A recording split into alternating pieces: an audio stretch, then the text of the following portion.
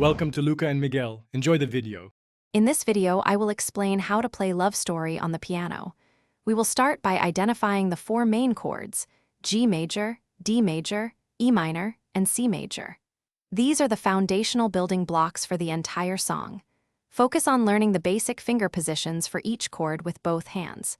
Practice transitioning smoothly between them, ensuring a fluid movement. This initial step is crucial for building a strong foundation before moving on to the melody and accompaniment. Next, let's focus on the right hand and the beautiful melody of Love Story. We'll break down the verse melody, paying close attention to the specific notes. Use fingers 1, 2, and 3 for the primary melody notes to ensure comfort and agility.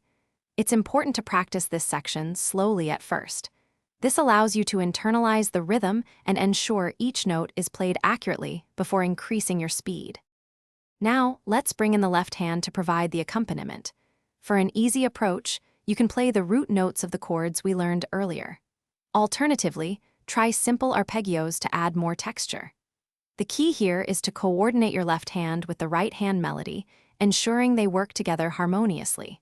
Focus on maintaining a consistent and steady tempo throughout the entire song, which is vital for a cohesive sound. Finally, it's time to combine both hands. Start by practicing at a very slow, deliberate pace, focusing on the synchronization of each hand. Don't rush this step. Accuracy is more important than speed initially.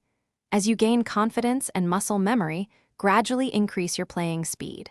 Remember to listen to the original Love Story song for accurate timing and to capture its emotional feel. Consistent practice will lead to beautiful results. Thanks for watching and please subscribe. It's the best investment you'll ever make.